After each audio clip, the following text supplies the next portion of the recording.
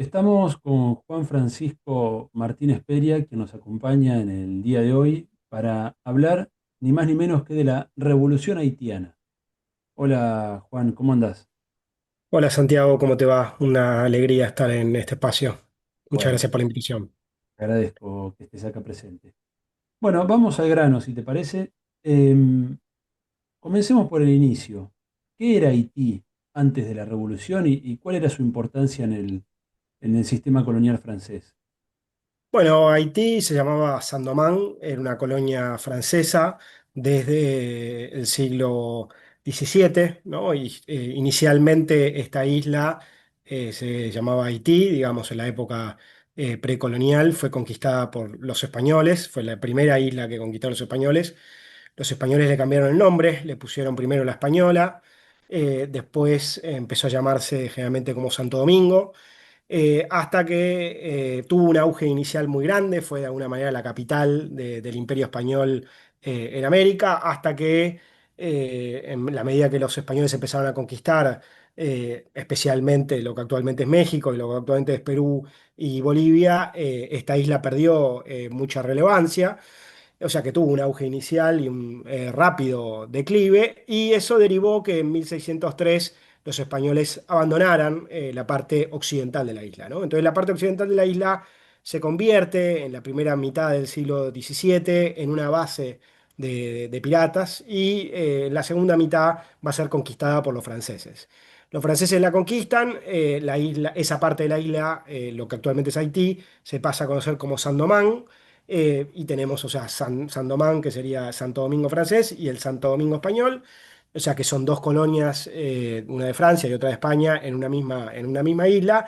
Y particularmente en el siglo XVIII, la colonia francesa, ¿no?, de Saint-Domingue tiene un enorme auge económico, ¿no? A partir del siglo XVII, del siglo XVIII, hay un cambio muy importante en el mundo atlántico, ¿no? Y sobre todo el surgimiento de nuevos imperios, el imperio holandés, el imperio francés, el imperio británico, y fundamentalmente hay un gran impulso al tráfico esclavista, a la esclavitud, ¿no? Y hay una serie de islas que se convierten en islas productoras de productos primarios, sobre todo productos tropicales, fundamentalmente azúcar va a ser el más importante de todos.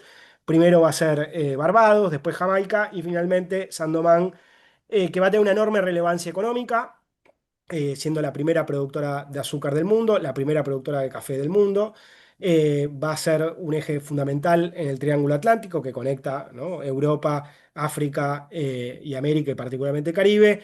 Y para contestar un poco tu pregunta más sintéticamente, va a ser muy importante, la isla más importante, la colonia más importante de Francia, una de las colonias más importantes de América, y como te decía antes, la primera productora de azúcar y de café del mundo. Y un lugar entonces geopolíticamente muy relevante y económicamente muy destacado, tanto para el Imperio francés como para el mundo atlántico occidental de esa época, controlado por las potencias occidentales en esa época, ¿no? Mirá qué bien. ¿Y la población, cómo era? O sea, ¿población indígena quedaba originaria o ya era todo población esclava más colonos franceses? La población, o sea, el Caribe sufre un genocidio brutal, digamos, ¿no? Tempranamente sobrevive poca población originaria, por eso muy tempranamente los españoles van a introducir, ya desde el comienzo del siglo XVI, esclavizados africanos y africanas. Pero sobre todo, digamos, en este Caribe que te comentaba antes, del siglo XVII y siglo XVIII, lo que hay es una masiva, ¿no?, importación de esclavizados africanos y afrodescendientes. Y en general, digamos, en estas islas de plantación, lo que va a predominar son una estructura terrible, digamos, absolutamente deshumanizante, con un 90 y pico, en algunos casos, por ciento de población africana, afrodescendiente esclavizada, y con una pequeña minoría de sujetos libres, ¿no? En el caso de Haití, nosotros tenemos una estructura compleja, donde tenemos en la cúspide blancos, ¿no? Blancos, por un lado, blancos que serían blancos franceses, generalmente dedicados al ejército y a la administración pública, ¿no? El gobierno estaba en manos de Francia, con un fuerte absolutismo. Y después había una pequeña minoría de blancos dueños de plantaciones y esclavizados, ¿no?, que se los conocía como los grandes blancos, que eran más o menos entre 15 y 20 mil, digamos, ¿no? Son difícil de precisar los números. Después tenemos, estos eran blancos propietarios, lo que serían un poco los criollos, ¿no? En Hispanoamérica. Eran dueños de las plantaciones, dueños de la mayoría de los esclavizados, pero claro, tenían tensiones con Francia, digamos. ¿Por qué? Porque había un monopolio comercial y por otro lado, porque lo que había también era un fuerte absolutismo, como te decía antes, Santiago. Por debajo de ellos tenemos lo que se conocían como los pequeños blancos, ¿no?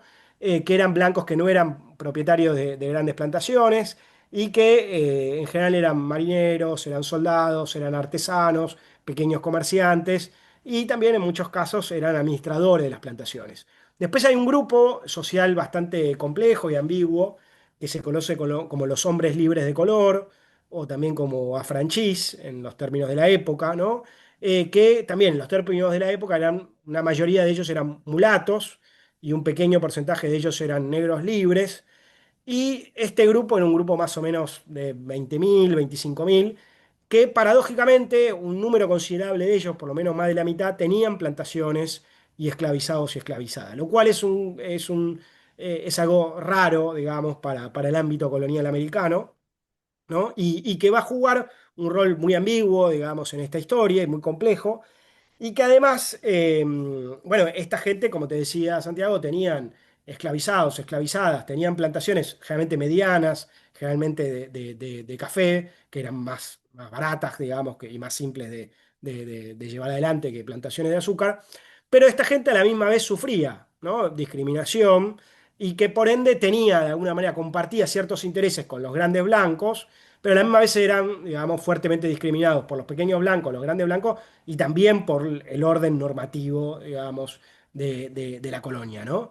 Entonces este es un lugar, un grupo social muy, muy complejo y muy ambiguo. Y finalmente tenemos a la abrumadora mayoría de la población, que eran más o menos 500.000 esclavizados y esclavizadas, de los cuales dos terceras partes venían de África, o sea, eran recientemente llegados, lo cual te demuestra la enorme mortandad, ¿no? Y lo deshumanizante hiperexplotación que había con el sistema esclavista. Vos pensás que en la isla, hasta esta época, hasta fines del siglo XVIII, se habían introducido 1 millón más o menos de esclavizados y esclavizadas, con los cuales solamente habían sobrevivido 500.000 más o menos. Algunos hablan de 480.000, 500.000, algunos un poco más. Pero bueno, solamente un tercio de ellos había nacido en la isla y esta población tenía más o menos una vida útil, ¿no? Digamos, una vida útil en el sentido de lo que podía producir dentro de este sistema del horror de aproximadamente 7 años, ¿no? Bueno, y esa era la población que sostenía, digamos, esta pujanza, esta prosperidad económica que obviamente era para muy pocos y fundamentalmente para la metrópoli. Me hace acordar mucho esa capa media que describiste muy bien, al rol ambiguo que tiene la nobleza indígena en el Alto Perú, ¿no? En el contexto de las revoluciones o rebeliones tupamaras, cómo por momentos juegan hacia abajo y por momentos juegan hacia arriba, ¿no? Un poco el rol de las clases medias. Sí, hay ciertas similitudes, sí, sí. De Sí, hecho, sí. yo muchas veces trazo esas similitudes, sí, efectivamente, sí. Y antes de la gran revolución que vamos a charlar, que comienza en 1791, entiendo que hubo algunos antecedentes de rebelión, ¿no? Ya en el siglo XVIII en Haití. Sí, en Haití, básicamente, y no solamente en Haití, nosotros en líneas generales en el mundo, el mundo americano, ¿no? Donde la esclavitud se fue desarrollando, siempre hubo resistencia, ¿no? Así como los pueblos originarios también tuvieron múltiples formas de resistencia al trabajo forzado, semiforzado, al racismo, a la imposición de la evangelización. En el caso de la esclavitud también, digamos, ¿no? Hay un autor que se llama C.L.R. James, ¿no? Que es uno de los más famosos autores de una historia de la Revolución Haitiana, ¿no? Y lo Que tengo por escribió acá. Los Bueno, Jacobinos Negros. ¿No? C.L.R. James dice, los esclavos se rebelaron en todos lados, menos en los libros de historia escritos por autores burgueses, ¿no? Entonces hay una larga historia de rebeliones, de resistencia. Yo generalmente, ese es el libro, sí, esa es una de las ediciones del libro, un libro precioso que recomiendo mucho. Eh, James, bueno, perdón, no solamente James, digo, la historiografía que ha reivindicado la lucha y la resistencia, realmente habla de distintas formas de resistencia, una resistencia más micro, si se quiere, una resistencia más macro, y también podemos hablar de una resistencia más de, si se quiere, cultural, de una resistencia más sociopolítica, que obviamente están fuertemente imbrincadas, solamente estamos diferenciándolas en términos analíticos. La diferencia más, perdón, la resistencia más cultural sería formas de sincretismo, lenguas, ¿no? Religiones, danzas, música, sabidurías, ¿no? Distintas formas de resistencia cultural. En el caso de Haití, tenemos puntualmente el creol, que no se sabe muy bien cuándo surgió, pero que claramente con el tiempo fue asumiendo cada vez más una característica afro, con una raíz fuerte afro, ¿no? Con un sincretismo también con lenguas europeas y particularmente con el francés. Después el vudú, digamos, ¿no? Una religión afrohaitiana con una fuerte raíz también africana, como te decía antes, pero también con ahí elementos católicos. Y fundamentalmente esta resistencia micro, macro, tenemos resistencias individuales, por ejemplo, las mujeres abortaban, ¿no? Había pequeñas fugas, había pequeños boicots, había asesinamientos de los amos, envenenamiento, etcétera, etcétera. Y después la macro resistencia generalmente eran rebeliones, huelgas, fugas masivas, ¿no? Lo que en Brasil se conoce como quilombos. Bueno, eso existió en toda, en toda América en general, y en el caso particularmente de Haití hay un sinnúmero de formas de resistencia, de revueltas, pero particularmente hay una conspiración llevada adelante por un sacerdote vudú y un líder cimarrón que se llamó François Macandal, ¿no? Que en la década del 50 empezó, digamos, una conspiración subterránea envenenando masivamente a los amos, ¿no?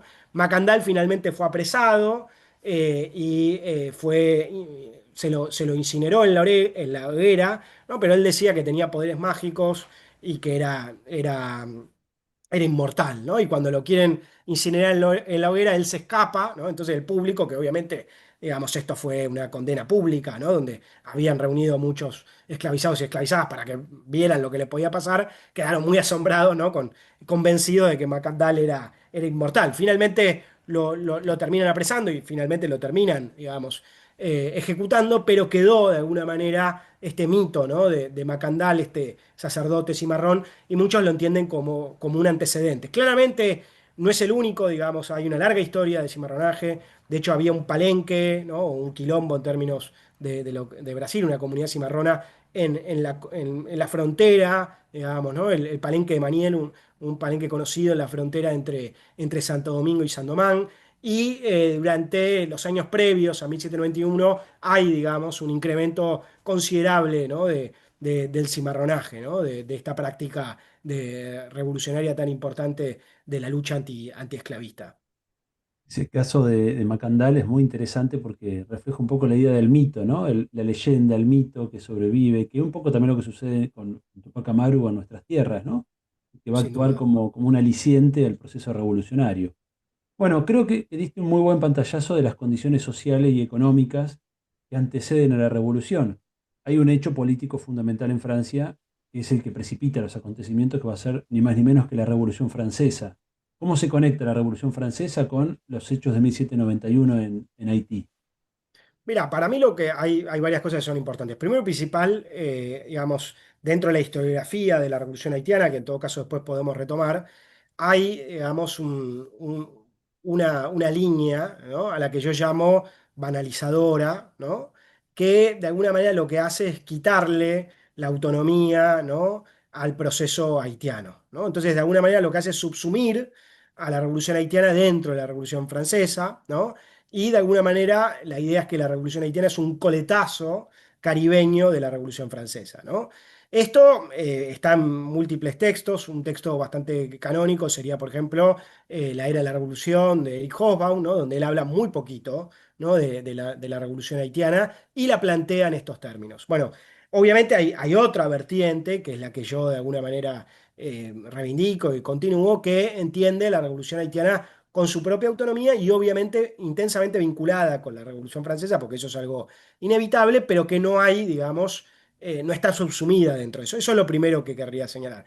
Lo segundo que me parece muy importante es que en la interpretación, en la primera que yo te decía, generalmente hay una idea, de alguna manera, de que la Revolución Francesa toca como una suerte de varita mágica, ¿no? A los esclavizados y esclavizadas y los despierta en la conciencia política, ¿no? Entonces, ahí hay una mirada fuertemente colonial, racista, donde todas las ideas de libertad, de igualdad, de fraternidad, de derechos del hombre vienen de Europa y de alguna manera nos van llegando a nosotros en el sur.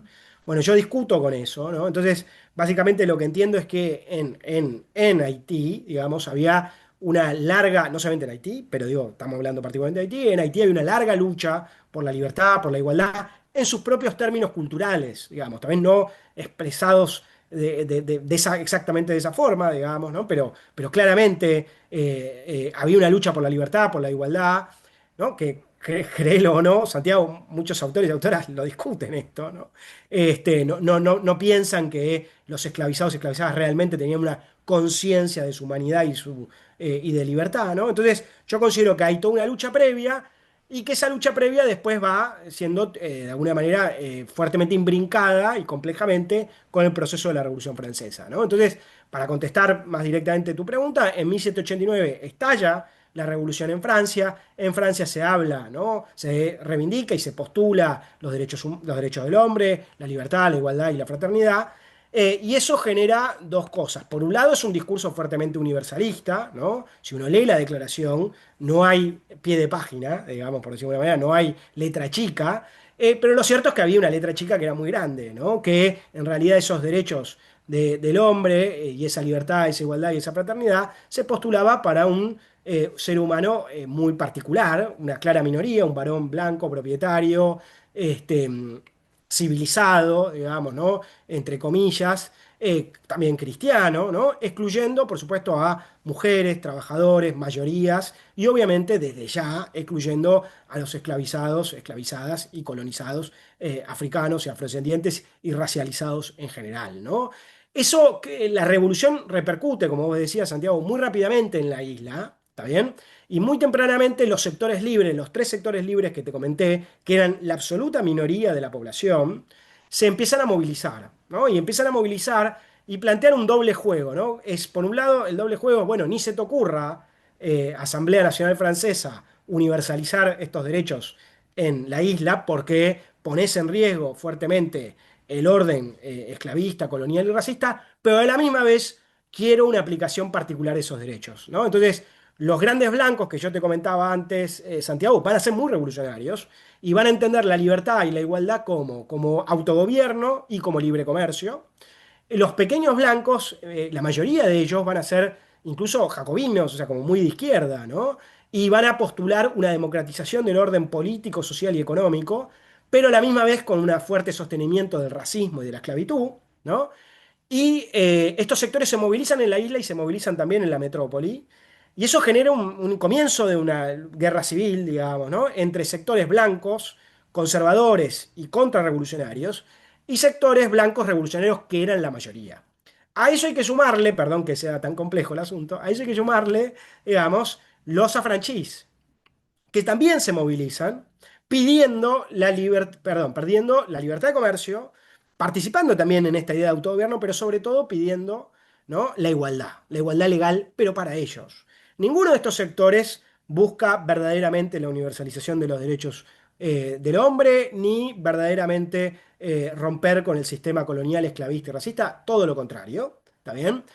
Incluso cuando los afranchis se rebelan explícitamente dicen, digamos, que ellos no quieren movilizar los esclavizados, pero esto genera, digamos, ¿no? una gran crisis, hay una gran guerra civil, un gran conflicto que permite de alguna manera la posibilidad de que haya una rebelión o una revolución, mejor dicho, el 22 y el 23 de agosto de 1791, hecha por los esclavizados y esclavizadas, inicialmente liderada por un sacerdote vudú que se llamó Duty Bookman. Hay una ceremonia muy importante el 14 de agosto, que es la ceremonia de Wakaimán, ¿no? Donde participa Duty Bookman, que era un sacerdote vudú, y Cecil Fantimán, que era una sacerdotisa vudú, donde de alguna manera se organiza esa revolución y esa revolución finalmente estalla, ¿no? La noche del 22 al 23, y ahí donde los esclavizados, que eran la abrumadora mayoría, cobran protagonismo, digamos, y donde la revolución pasa claramente a tener un signo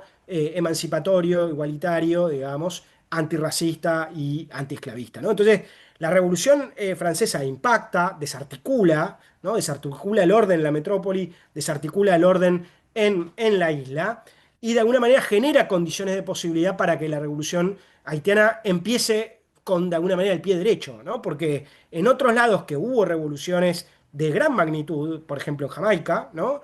Las revoluciones, a pesar de que estallaron, rápidamente fueron sofocadas, ¿no? Acá no fue el caso debido a esta enorme inestabilidad, ¿no? Y este conflicto entre las clases dominantes, por decirlo de alguna manera, o si que preferimos, los sectores dominantes estaban en una gran crisis. Y bueno, y eso abrió una posibilidad, ¿no? Para poder empezar de alguna manera con un pie más derecho, por decirlo de alguna forma, ¿no? Sí, por supuesto, lo habrás hecho mil veces, ¿no? Pero uno no puede dejar de pensar la analogía con el proceso hispanoamericano, ¿no?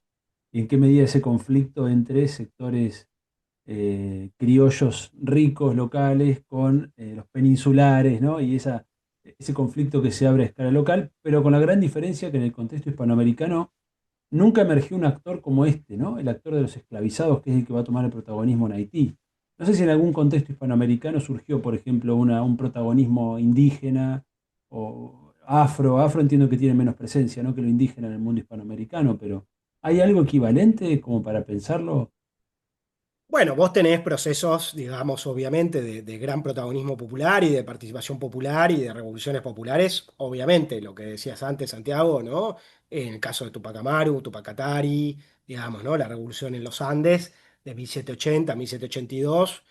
Después, en el contexto de las independencias hispanoamericanas, bueno, vos tenés la independencia, o sea, el proceso que se abre en México, ¿no? Que es un proceso con un fuerte protagonismo indígena popular, pero que se cierra de una manera muy, muy distinta, obviamente. Después, en el caso de Venezuela, vos tenés, digamos, una participación popular afrodescendiente intensa, pero paradójicamente en contra de la Primera República de quienes tengo ahí atrás, ¿no? De Bolívar y Miranda, que no promovían la abolición de la esclavitud inicialmente. Bueno, después tenés el proceso artiguista, digamos, que tiene también una intenso participación popular, pero claramente es algo distinto esto, digamos, ¿no? En términos de radicalidad de protagonismo. Y obviamente también es algo distinto por el contexto, digamos, demográfico, ¿no? Y el orden colonial, donde una abrumadora mayoría de la población es afrodescendiente, ¿no? Perdón, es africana y afrodescendiente. Hay similitudes, como te decía antes, con el caso, por ejemplo, de Jamaica antes y después. Pero obviamente el caso de Haití es absolutamente único porque es la única revolución que logró, la única revolución de esclavizados y esclavizadas que logró triunfar. Eso no pasó, digamos, en ningún otro contexto colonial en ese momento, ¿no? Y la revolución entonces se considera a partir del 1791 que irrumpe esta masa esclava en la escena pública, en la escena política. La etapa anterior de este conflicto entre estos tres sectores, eh, blancos y negros libres, etcétera, esa etapa no es considerada parte de la revolución, sino que Bueno, arranca en podría ser 1791. considerada parte de una, podría ser considerada parte de la revolución, pero claramente cambia el signo completamente, ¿no? Y de hecho también los sectores blancos, obviamente, empiezan a broquelarse, ¿no? Digamos, de alguna manera intentan abroquelarse para poner fin a esta revolución, digamos, ¿no? Y este protagonismo. Y ahí, retomando también un poco la pregunta como hacías antes, desde mi interpretación, los esclavizados, esclavizadas, en gran medida, más allá de esto requiere mucha complejidad y detalle y análisis, lo que va a haber es una suerte de proceso triple, digamos, de apropiación del discurso de la Revolución Francesa, pero en un proceso de traducción, digamos, de las luchas previas y los anhelos de libertad e igualdad, y un proceso de, o sea, básicamente lo que hay es, los esclavizados y esclavizadas venían ya luchando por la libertad y la igualdad, se apropian del discurso de la Revolución Francesa, traducen sus luchas a ese discurso, pero lo universalizan, digamos, ¿no? Entonces, claramente, esto lo vamos a ver crecientemente que en el tiempo, hay un proceso de apropiación y universalización. Entonces, básicamente, vos hablás de libertad, hablas de igualdad, bueno, esto tiene que ser para todos y todas, digamos, y hay que destruir el orden colonial, racista y esclavista, ¿no? Me parece que ese es el gesto. Entonces, esto es importante porque en otras lecturas, digamos, estas lecturas sutilmente eurocéntricas, sutilmente racistas, o a veces no tan sutilmente, ¿no? Hay una idea de una suerte de varita mágica, ¿no? Es en la ideología de la Revolución Francesa la que despierta. Eso también ocurre bastante con el proceso hispanoamericano, ¿no? Entonces, baja desde Francia y nos llega a nosotros y nos despertamos. Bueno, no. En mi lectura, y la lectura obviamente de gran parte de la historiografía que te comentaba antes, lo que hay es un proceso de apropiación, trastocamiento, sincretismo y universalización, ¿no? Este gesto universalizador es clave, ¿no? La libertad y la igualdad debe ser universalizada. Y de alguna manera quien lleva más teóricamente adelante este gesto es quien va a convertirse de alguna manera en el líder, ¿no? Del proceso revolucionario, que es Toussaint Louverture, ¿no? Que es quien está ahí atrás, ¿no? Toussaint Louverture, quien va, no inmediatamente al comienzo, pero que al poco tiempo va a devenir, digamos, la gran figura política de la revolución y también, de alguna manera, el principal ideólogo, ¿no? de ese proceso revolucionario. ¿Cómo es ese proceso organizativo y de conducción? Porque cuando uno se imagina una revolución, por lo menos post-Lenin, uno se imagina una organización revolucionaria actuando, ¿no? Con una concepción clara hacia dónde va. ¿Cómo sucede eso? Es decir, tenemos un levantamiento y cómo eso deviene en un proceso revolucionario. Bueno, es una pregunta muy compleja, Santiago, digamos. Hay que tener en cuenta, ¿no? Me parece muy importante subrayar esto, que es muy difícil hacer una historiografía sobre estos procesos, ¿no?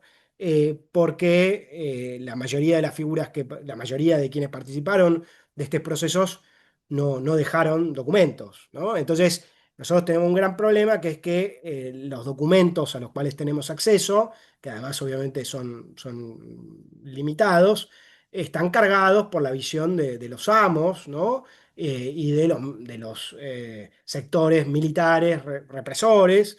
Entonces, generalmente, bueno, ahí hay una gran dificultad para entender las lógicas internas de la revolución, para entender también el ideario de la revolución, para entender, bueno, un montón de cosas, ¿no? Entonces, es muy complejo y por eso esto genera tantos debates, ¿no? Tanto es así, para darte una cosa bien concreta, Santiago, durante bastante tiempo una gran parte de la historiografía planteaba que en realidad la revolución había surgido fundamentalmente como un proceso impulsado por sectores blancos, aristocráticos, monárquicos, contrarrevolucionarios, ¿no? Entonces, la revolución no había surgido como un proceso autónomo de los esclavizados y esclavizadas en pos de su emancipación, su libertad y su igualdad, sino fundamentalmente de sectores blancos, conservadores, que querían poner palos en la rueda o querían hacer una contrarrevolución en contra de la metrópoli, en contra de Francia, ¿no? Claro, ahí lo que vemos es la imposibilidad de pensar que los sujetos africanos y afrodescendientes, que en ese momento eran considerados como subhumanos por antonomasia, pudieran hacer un proceso revolucionario propio. Yo siempre digo el mismo ejemplo, que es lo que sucede con el 17 de octubre, digamos, ¿no? El 17 de octubre generó enormes dificultades de comprensión tanto para los sectores liberales de derecha como para los sectores de izquierda, ¿está bien?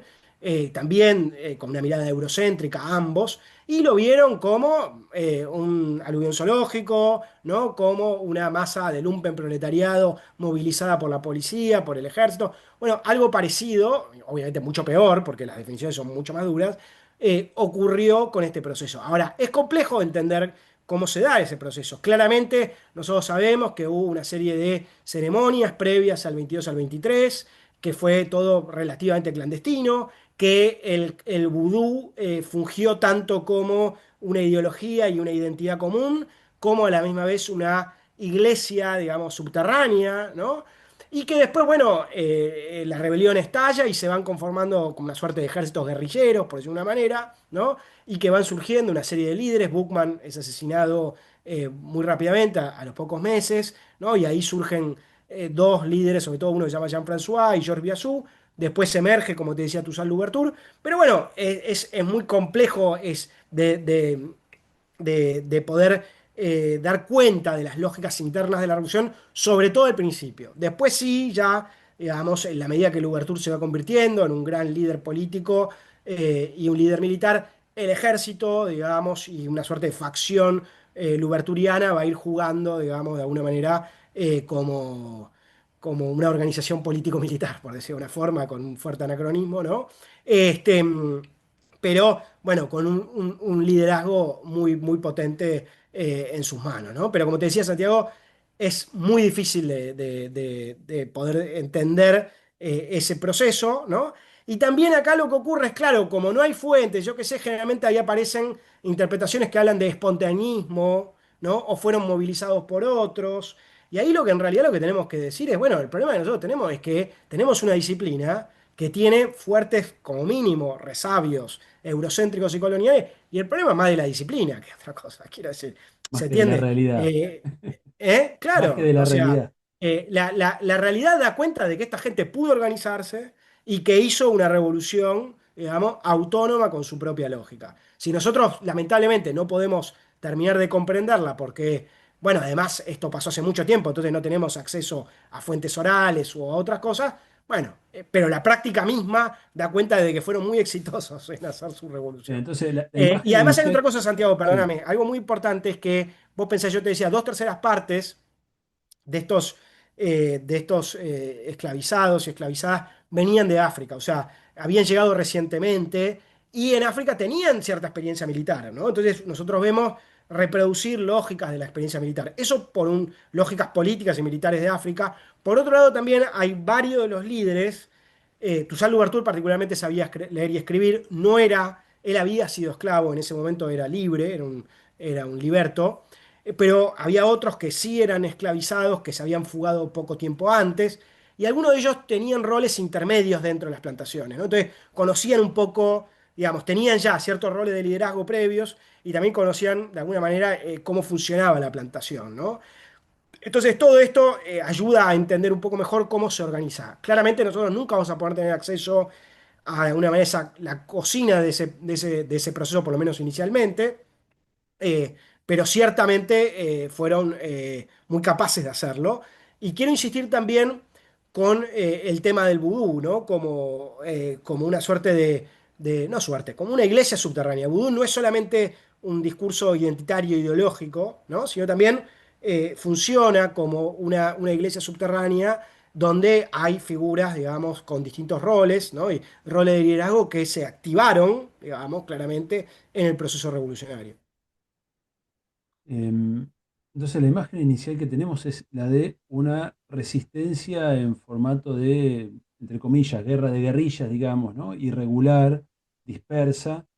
La represión empieza a actuar, me imagino, sobre eso, una represión primero de escala local, y luego Francia ya, ¿en qué momento es que Francia, la revolución, decide intervenir militarmente sobre la situación para tratar de volver a tener el control, ¿no? sobre la isla? Eso es casi inmediato, digamos, ¿no? O sea, quiero decir, cuando estalla la revolución en agosto, el 22 y el 23 de agosto de 1791, lo que hay es una fuertísima represión, ¿no? La revolución estalla en la zona, en el ámbito, perdón, en lo que se conoce como la planicie del norte, ¿no? En el norte de lo que actualmente es Haití, era la zona más próspera, más populosa, donde estaban las plantaciones más importantes. No logra extenderse a las ciudades, digamos, ¿no?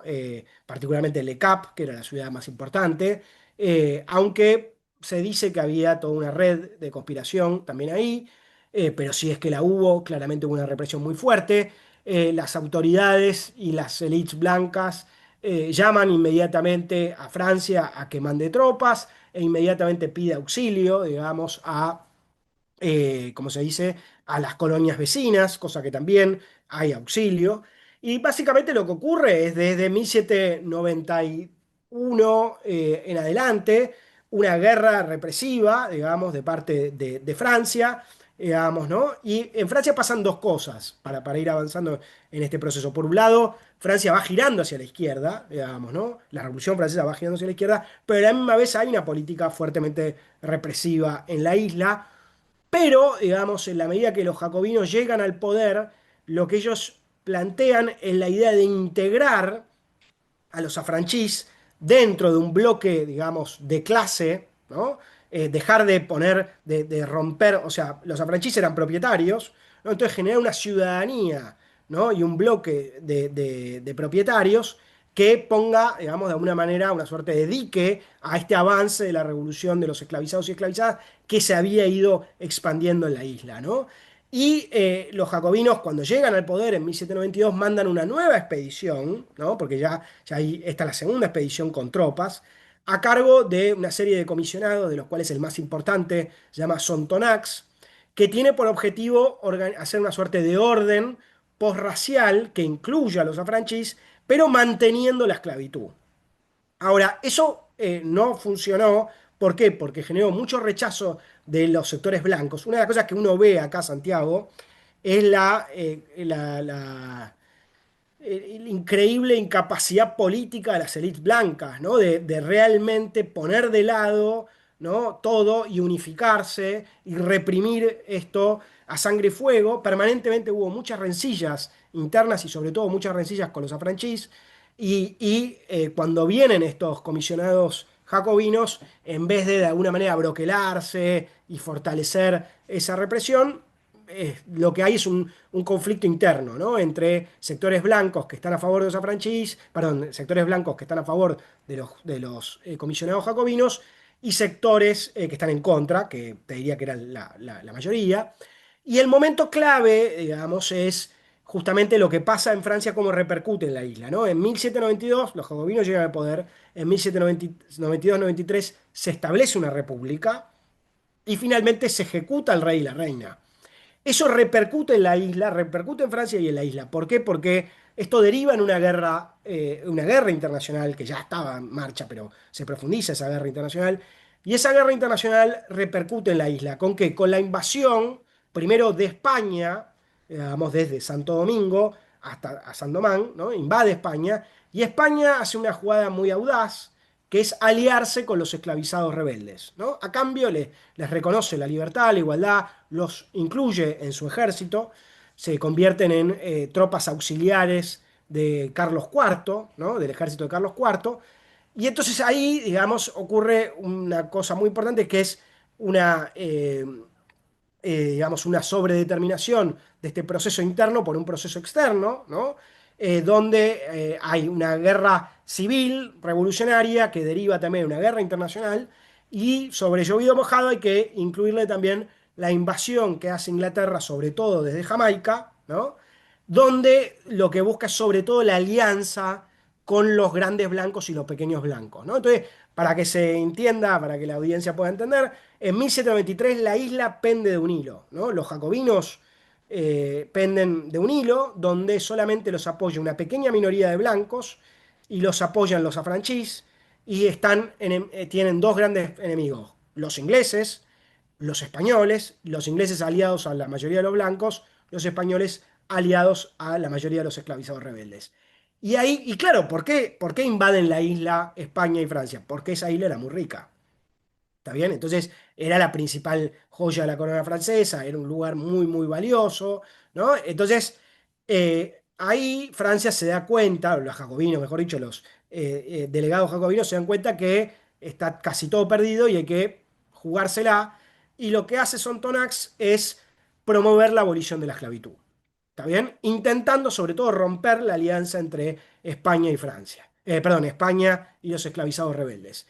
Y eso no funciona inicialmente. ¿Por qué? Porque los esclavizados rebeldes dicen, no, nosotros no creemos en los jacobinos, no creemos en este mandato, no tenemos por qué creerle, nosotros estamos bien, digamos, ¿no? De hecho, Toussaint Louverture, que ya para ese momento era uno de los principales líderes de los esclavos rebeldes aliados a España, al otro día de que Sontonax declara abolida la esclavitud, eso fue el 28 de agosto de 1793, saca una proclama, ¿no? Donde él dice, yo soy Toussaint Louverture, yo soy el que verdaderamente viene luchando por la libertad y la igualdad, crean en mí, no en Sontonax. Y ahí Sontonax se da cuenta, los jacobinos, los comisionados jacobinos se dan cuenta que lo que tienen que hacer es refrendar esta medida con Francia. Mandan, ¿no? A tres delegados, un delegado ex esclavizado negro, un afranchís y un blanco, a Francia, a pedir que Francia refrende la abolición de la esclavitud. Quien habla más largo y más tendido frente a la Convención Francesa es el delegado blanco, donde explícitamente él dice, tuvimos que abolir la esclavitud porque no nos quedaba otra. Y ahí finalmente Francia declara abolida la esclavitud el 4 de febrero de 1793, pero lo hace fundamentalmente como una medida, si se quiere, pragmática, frente a la circunstancia que ya se había salido totalmente de control.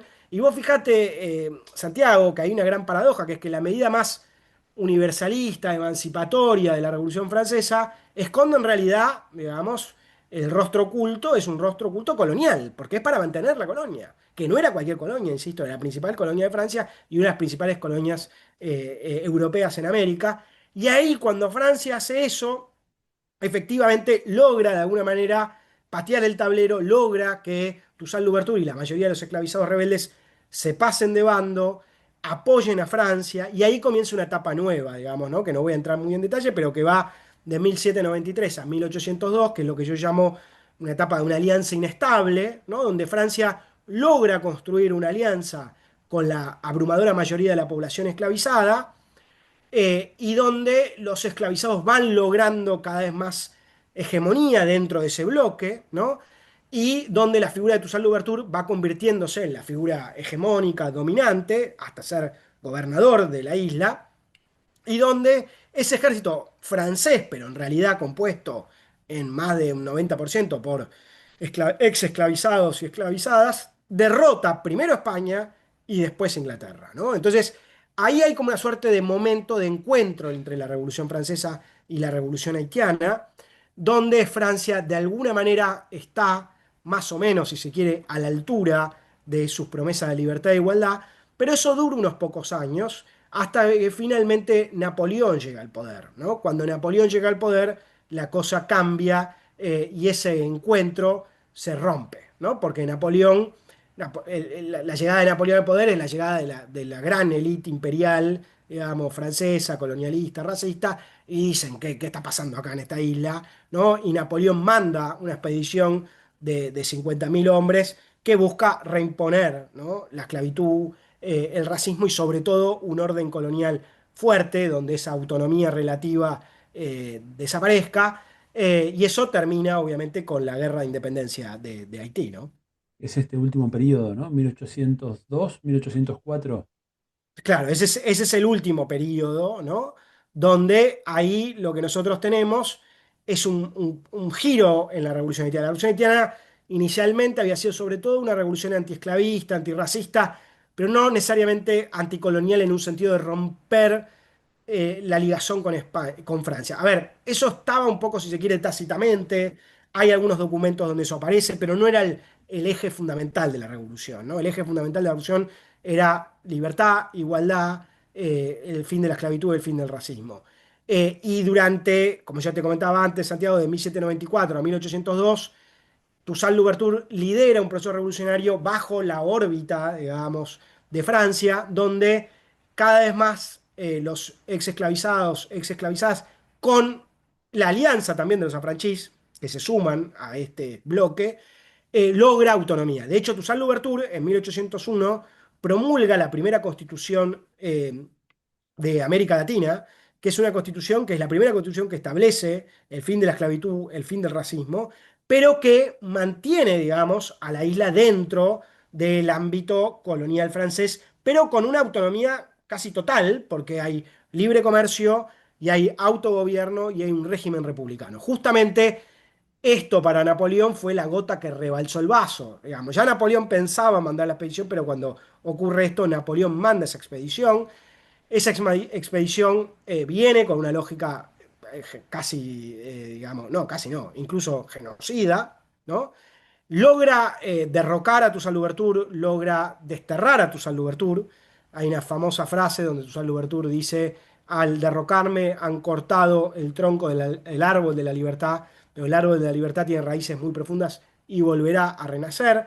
Y cuando efectivamente Toussaint Louverture es derrocado y es desterrado, lo que hay es una gran revolución popular, liderada ahora por Jean-Jacques Dessalines, ¿no? Esa gran revolución va a derivar también en una alianza con los affranchis. Ahí hay dos figuras, Jean-Jacques Dessalines y Alexander Pétion, que era el principal líder de los affranchis, y que ahora explícitamente van a luchar por la independencia, ¿no? Ahí se crea la bandera haitiana, el 18 de mayo de 1803, y ahí hay una serie de batallas, ¿no? Hasta que la última batalla importante es del 18 de noviembre de 1803, que en francés se conoce como Batalla de Vertiers, y en creol sería Bataille Bétier, que deriva en la derrota de Francia, ¿no? Y el 1 de enero de 1804 se logra la independencia del país, ¿no? Un hecho absolutamente impensado, imposible, digamos, ¿no? Los haitianos no solamente derrotaron y triunfaron a Francia, derrotaron a Francia en ese momento, sino que antes, como te decía Santiago, en realidad derrotaron a España y a Inglaterra, y esto era algo impensado para la época, ¿no? Yo tengo en mi libro eh, un artículo del Times de Londres.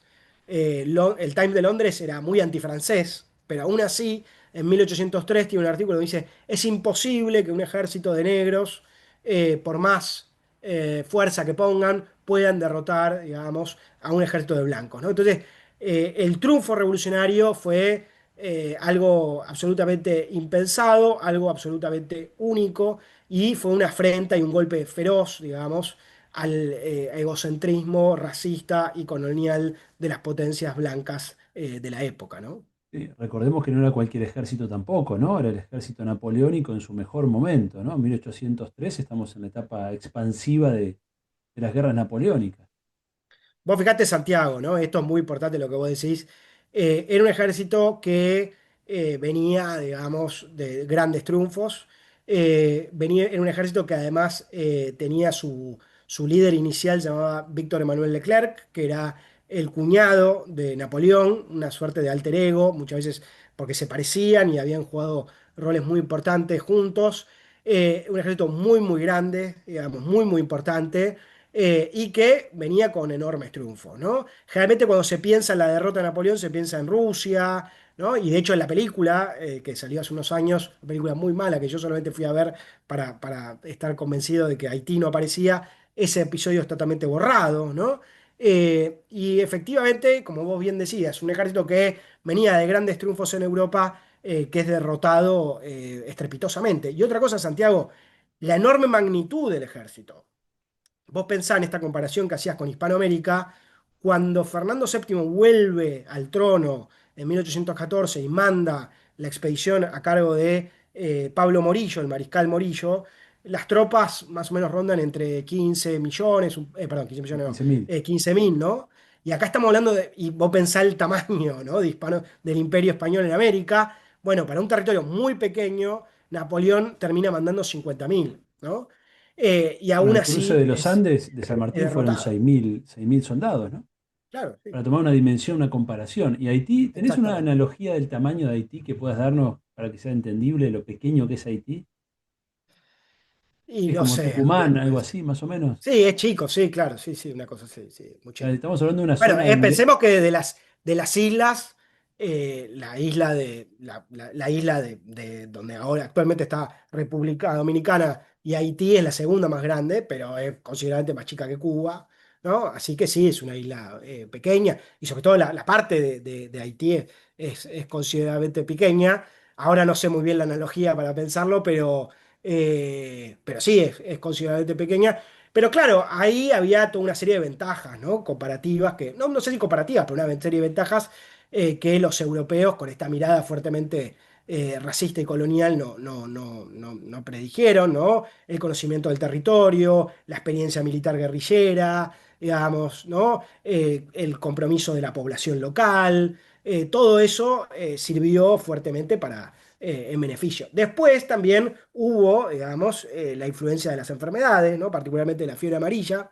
Y vos fijate cómo eso sirvió para legitimar la derrota. eh, los franceses en su momento y aún hoy sigue habiendo un discurso bastante hegemónico, ¿no? Que plantea que en realidad no fueron derrotados militarmente, ¿no? Sino que fueron derrotados por una epidemia. Incluso vos fijate, Santiago, cuando fue la epidemia del coronavirus, había artículos, ¿no? Que hablaban de la epidemia que había derrotado el ejército napoleónico. Yo me acuerdo porque estoy muy atento a ese tipo de noticias, ¿no? O sea, cómo los franceses y los europeos no pueden soltar y en vez de admitir que fueron derrotados, ¿no? Por ex esclavizados africanos y afrodescendientes, tienen que seguir apelando a enfermedades y cosas por el estilo. Obviamente que las enfermedades jugaron un rol, digamos, pero los europeos dominaron América a pesar de las enfermedades, digamos, ¿no?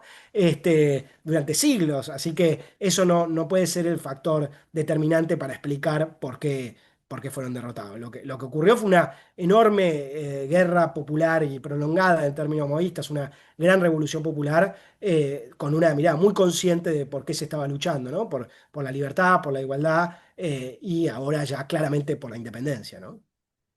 Y me imagino que habrá quedado en ese territorio tan pequeño, luego de prácticamente 15 años de combates y de tropas y de movimientos, habrá quedado en tierra arrasada, ¿no? Es decir, ¿cómo queda Haití después de 1804? ¿Qué sucede en términos políticos? Bueno, hay algo muy importante ahí de lo que vos señalás, Santiago. Primero y principal, la revolución fue un proceso muy largo, muy intrincado, como vimos, un proceso de guerra civil revolucionaria, a la misma vez guerra internacional. Vos fijate, Santiago, Inglaterra también perdió miles y miles de tropas en el proceso revolucionario, miles y miles de libras, ¿no? España no perdió tanto porque su guerra duró un poco menos, o sea, duró de 1793 a 1795 y rápidamente fue derrotada. Inglaterra estuvo luchando de 1793 a 1798, así que fueron miles y miles de tropas y de libras perdidas en esa guerra.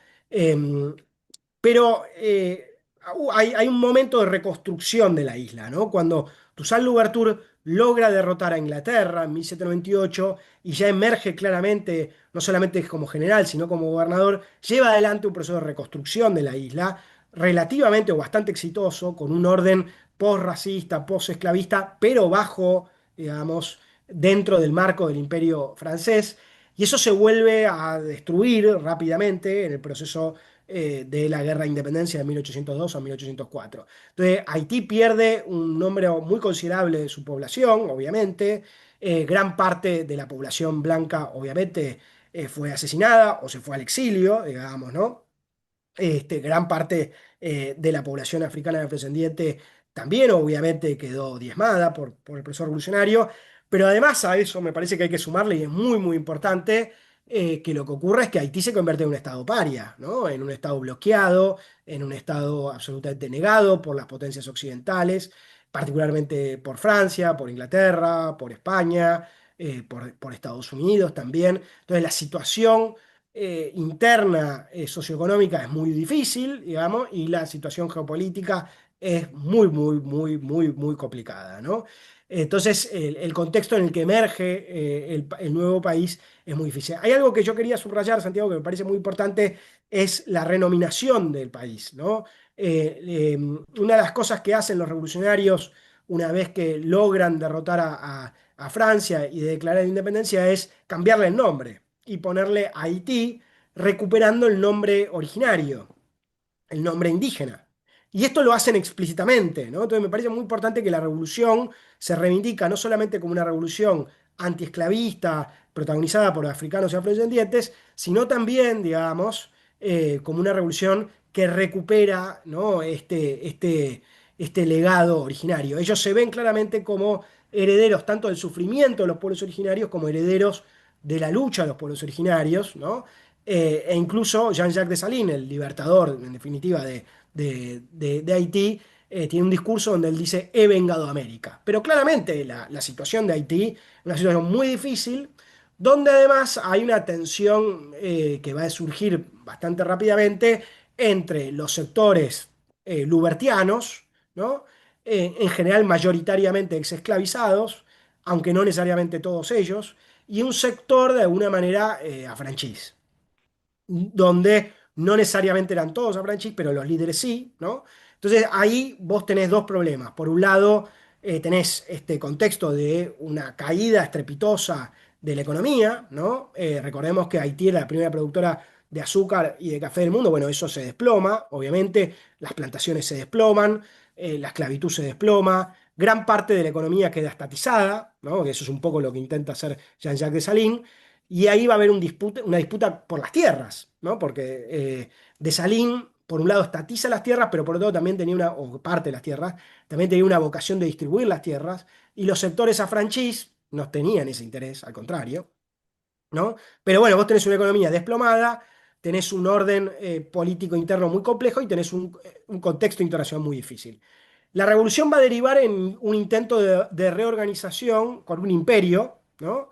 un imperio que así se va a definir, digamos, ¿no? Una monarquía electiva con un emperador a la cabeza, ¿no? Que va a ser Jean-Jacques Dessalines, con una constitución muy progresista para la época, la constitución que incluso establecía el divorcio, que establecía la libertad de culto, que obviamente establecía el fin de la esclavitud, el fin del racismo, obviamente la independencia, y que además tenía algo muy importante, que era un artículo, ¿no? Que estipulaba que nunca más un blanco podía regresar a la isla como amo o como plantador. Y otro artículo que establecía que de ahora en más todos los haitianos iban a ser considerados negros. Este artículo es algo muy interesante. ¿Por qué? Porque se incluía también en esa denominación a blancos, ¿no? Durante el proceso revolucionario, durante la Guerra de Independencia, hubo una parte del ejército napoleónico que no eran franceses, que eran de diferentes nacionalidades, particularmente alemanes y polacos. Y particularmente algunos alemanes, pero sobre todo la mayoría de los polacos, se dan vuelta durante el proceso revolucionario y terminan sumándose a el ejército rebelde, ¿no? El ejército revolucionario, entendiendo que estaban del lado equivocado de la historia, ¿no? Y además pensemos Polonia, una región históricamente dominada por otras potencias, ¿no? Entonces es muy interesante que estos polacos van a ser considerados negros, ¿no? También.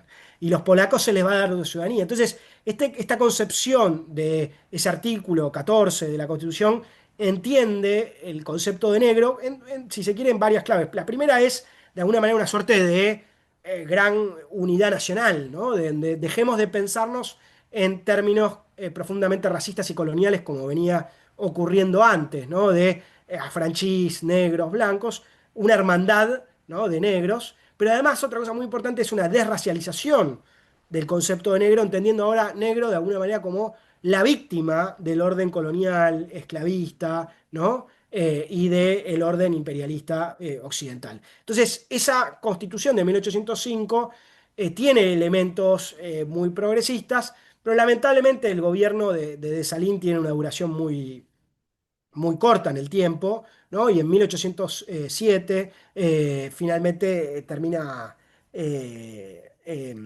siendo derrocado, en 1806 termina siendo derrocado y asesinado, ¿no? Y ahí, bueno, sobre todo los líderes afranchis fueron quienes eh, lo terminan asesinando, ¿no? Y ahí empieza un contexto de guerra civil, ¿no? Entonces, uno de los problemas que uno ve en la posindependencia también son los procesos de guerra civil, ¿no? Algo también similar a lo que va a pasar en el resto de Hispanoamérica, con la gran diferencia de un enorme bloqueo y una intromisión permanente de Francia que intenta reconquistar su ex colonia, ¿no? Eso te iba a preguntar, ¿Francia vuelve a enviar invasiones o es más bien una política diplomática, comercial, de endeudamiento? ¿Cómo es la forma que tiene Francia de someter a Haití? Bueno, es compleja la respuesta. Primero y principal, Santiago, hay algo clave. Cuando se independiza la isla, en realidad ellos declaran la independencia de lo que actualmente es Haití. Pero ellos entendían que lo que actualmente es República Dominicana también era parte de Haití. ¿Por qué? Por una historia compartida, por la historia previa de los pueblos originarios, pero además porque en 1795, discúlpame la complejidad y el detalle acá, en 1795 Francia y España habían firmado un pacto que se conoce como el Pacto de Basilea, por el cual España le otorgaba el territorio a Francia. Y esa parte del territorio había sido ocupada en 1801 y había sido todo unificado en 1801, pero ¿qué ocurre? En 1804, cuando se logra la independencia, solamente se logra la independencia de la parte occidental de la isla, ¿no? Entonces, los franceses siguen en la parte occidental de la isla. Y de hecho, Dessalines intenta recuperar esa parte de la isla, fracasa en su primer intento, entonces queda ahí toda una tensión permanente. Los franceses vuelven, sobre todo con misiones diplomático-militares, a presionar, digamos, ¿no? De diferentes maneras, fundamentalmente en la década del 10, ¿no? Y sobre todo lo que ellos intentan con estas misiones diplomático-militares es generar una cuña, ¿no? Y generar algún tipo de sector interno que de alguna manera apruebe alguna forma de o colonialismo explícito o sobre todo lo que ellos buscaban era una recuperación de la colonia, digamos, ¿no? Claramente. Pero también estaba el proyecto B, si se quiere, el proyecto más A, digamos, el principal proyecto era reconquistar la isla, pero si esa opción no era viable, lo que buscaban era establecer una suerte de lógica neocolonial. Durante toda la década del 10 hay varias expediciones que ellos envían, que buscan esto. Además, como te decía antes, Santiago, es muy importante el bloqueo. Eh, Hasta que finalmente en 1825, en un contexto ya más complejo, de varios momentos de guerra civil, hay un presidente que se llama Jean-Pierre Boyer, que era un presidente afranchís. Los afranchís, sobre todo, tenían de alguna manera una añoranza, ¿no? por Francia, respetaban la cultura francesa, etcétera, etcétera, y querían de alguna manera encontrar algún tipo de acuerdo con Francia, ¿no? Entonces, en 1825, cuando Jean-Pierre Boyer, que ya había unificado toda la isla, ahora Haití era toda la isla, perdóname la complejidad, finalmente, lo que ocurre en 1825, bajo la presidencia de Boyer, es que Francia manda una expedición diplomática militar que impone una indemnización de 150 millones de francos y a la misma vez impone un acuerdo comercial. Entonces, ese proyecto colonial, digamos, total, no se logra, pero sí se logra un acuerdo, digamos, neocolonial, ¿no? Donde Francia impone una indemnización millonaria, ¿no? Que además no se puede pagar, entonces deriva rápidamente en un empréstito y genera una doble deuda externa, y a la misma vez impone un tratado de libre comercio, que en realidad es un monopolio, ¿no? Que reinstaura una lógica neocolonial en términos económicos. Y eso fue, digamos, rechazado por la mayoría de la población, pero parcialmente aceptado por parte de la élite, sobre todo a franchise. Y entonces ahí termina Haití cayendo en una lógica neocolonial, que obviamente durante todo el siglo XIX fue rechazado por diferentes figuras, pero que fue un factor clave, ¿no? En el declive socioeconómico del país durante todo el siglo XIX y posterior, ¿no? Triste final, ¿no? Para una historia tan heroica y tan sacrificada. Me perdí, ¿qué pasó con Louverture? ¿Por qué lo mandan al destierro? Luego reingresan a la isla él después de lograda la independencia. No, no, Toussaint Louverture termina muriendo en abril, el 7 de abril de 1803, en una fortaleza en la frontera entre Francia y Suiza. De hecho, Víctor Emmanuel Leclerc, quien es quien lo apresa, lo traiciona y lo apresa. Es una historia larga y compleja, ¿no? Como vos sabés, acá estamos haciendo mucha síntesis, pero en realidad Toussaint Louverture había firmado un pacto con Francia a mediados de 1802, por el cual Francia le prometía respetarle la vida, respetarle la integridad, y sobre todo, lo más importante, le prometía no restablecer ni la esclavitud ni el racismo. Bueno, ese pacto fue incumplido por Francia. Francia termina traicionándolo, apresándolo y desterrándolo. Y Leclerc le manda una carta a Napoleón donde él le dice a este muchacho, déjamelo lo más lejos posible del Caribe porque es un peligro absoluto. Y bueno, él termina preso en esa fortaleza y de alguna manera lo mataron, digamos, ¿no? Con las condiciones en las que vivió, él se fue enfermando hasta que finalmente termina muriendo el 7 de abril de 1803, con lo cual, digamos, el líder que lo sucede es Jean-Jacques Dessalines, que ahí hay algo interesante, de alguna manera, Toussaint Louverture, por ser un ex esclavo y por de alguna manera haberse formado más en la cultura francesa occidental, nunca pudo finalmente terminar de dar el paso a la independencia. O sea, como él quiso confiar en Francia hasta el final. Mientras que Jean-Jacques Dessalines, por su historia de vida y por su trayectoria posterior, no creía en Francia absolutamente para nada y es el que logra dar de alguna manera un paso más, ¿no? en esta agenda revolucionaria, declarando la independencia el 1 de enero de 1804, ¿no? Te quiero preguntar, ya acercándonos al final, sobre una figura que vos has estudiado, de hecho tenés el libro ahí atrás, y hace unos años tuve el honor de presentártelo, que es Jean-Louis Bastei, ¿no? Porque, como bien dijiste a lo largo de esta entrevista, se invisibiliza la revolución haitiana, o sea, muchas veces la cultura eurocéntrica es incapaz de pensar que la población esclavizada hizo la revolución, pero mucho más incapaz aún es de dar lugar a que haya habido un pensamiento original de la revolución haitiana, ¿no?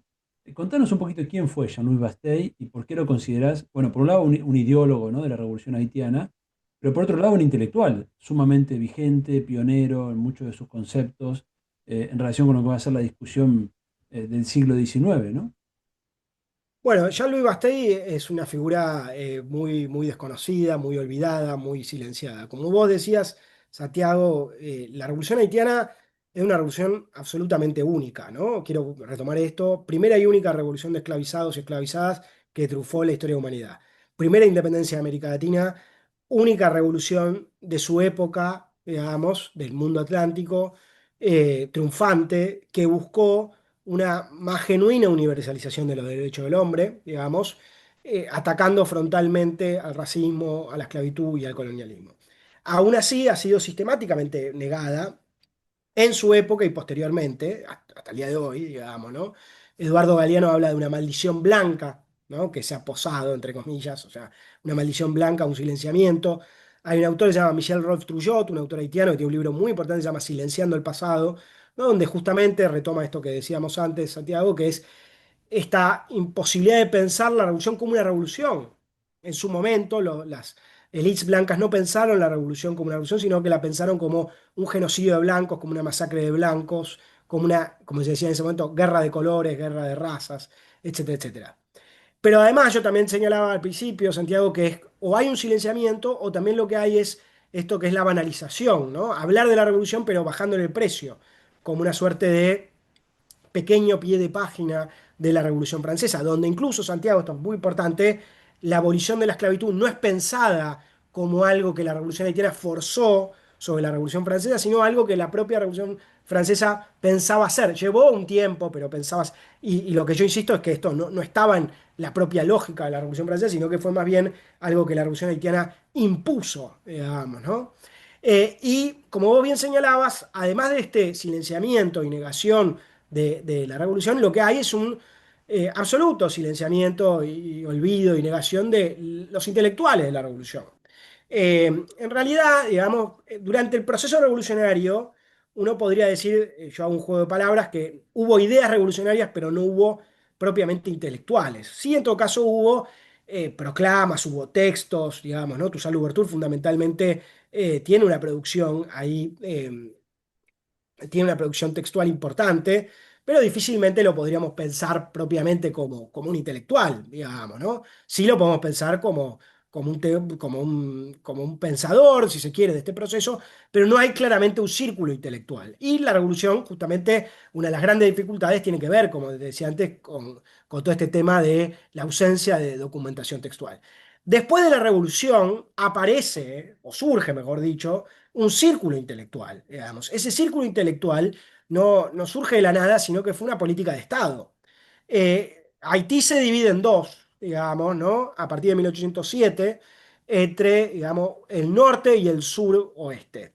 En el norte hay un líder que había trabajado con Toussaint Louverture y con Jean-Jacques Dessalines, que se llama Henri Christophe, que inicialmente establece una república y después establece una monarquía.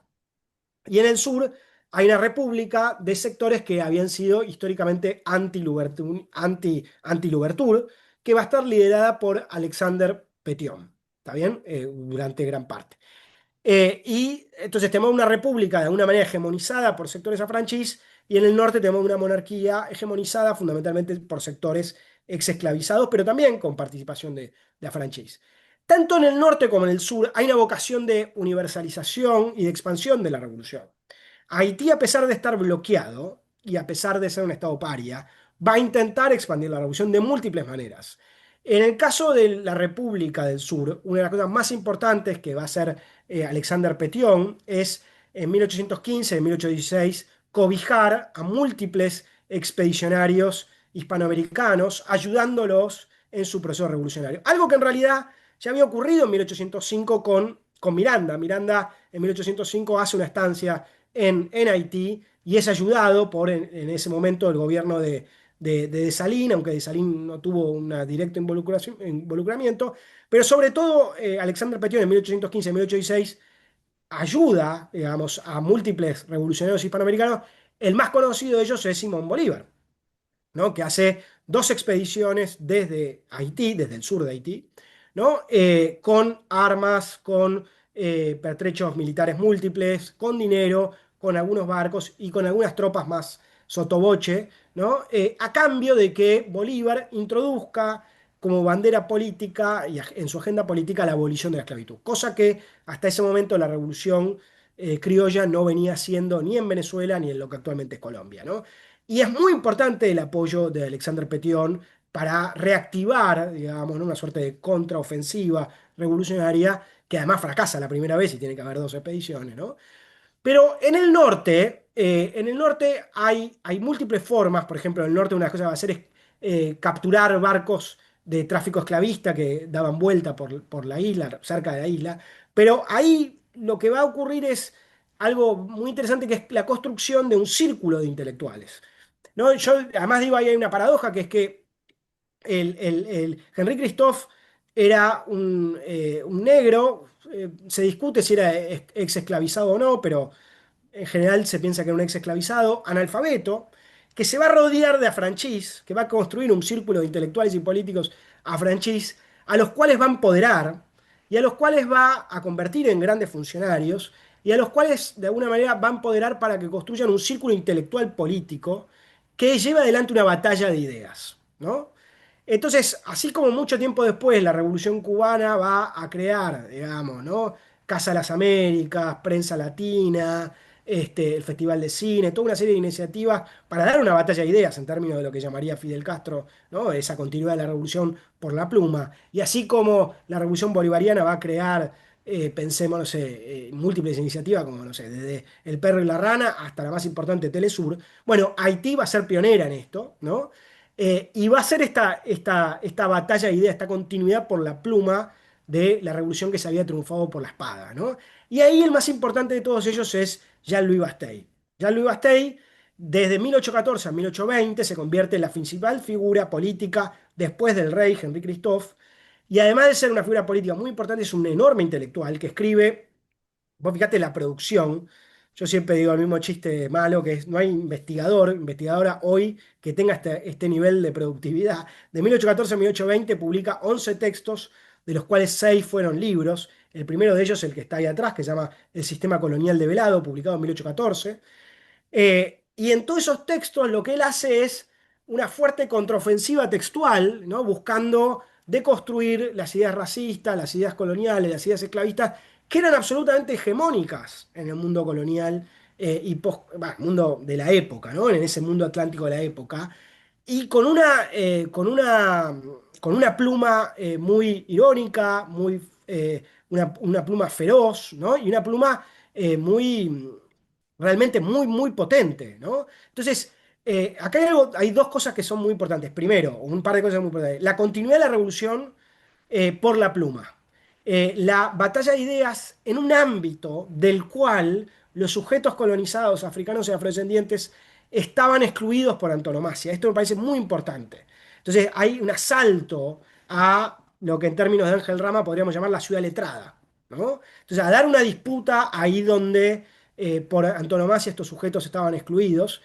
Y hay otra cosa muy importante, lo que yo llamo, Jean-Louis Bastei va a hacer una teoría que teorice la revolución y teorice desde la revolución.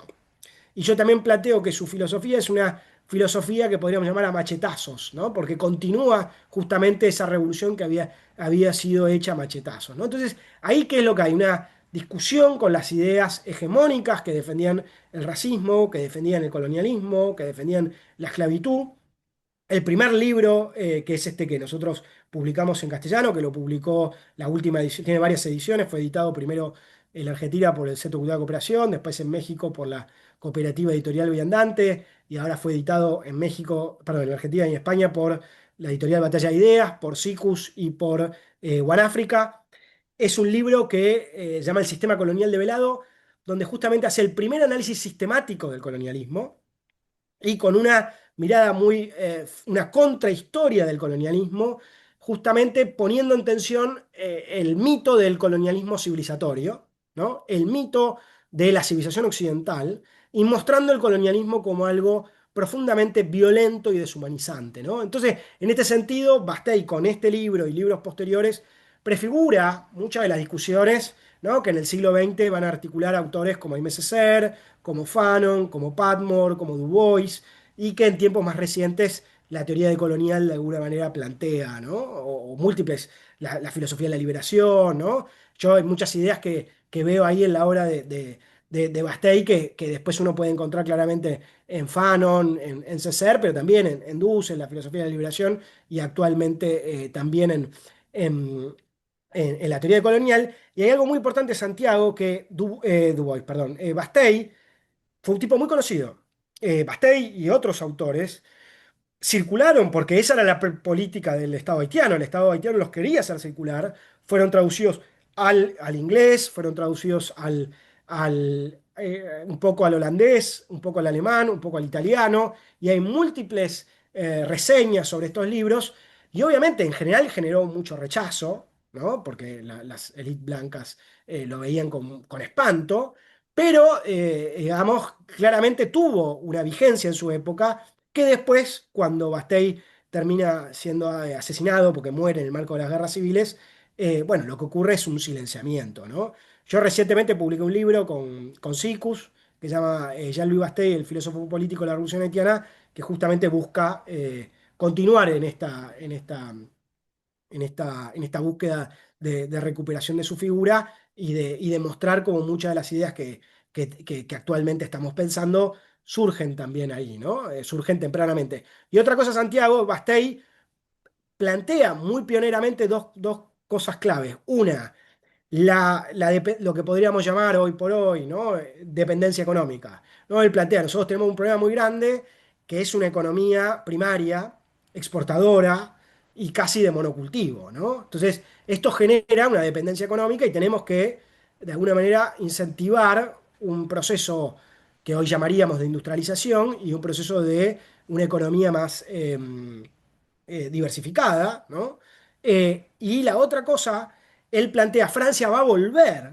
¿Cómo? Como volvió, efectivamente, él lo ve, lo predice, va a volver con justamente acuerdos comerciales, acuerdos diplomáticos, y va a instaurar una lógica neocolonial. Pero él además lo que ve es justamente el peligro que hoy también, y bueno, históricamente en América Latina, en África, en Asia, ha tenido una enorme continuidad del tiempo, que es la problemática del neocolonialismo mental, ¿no?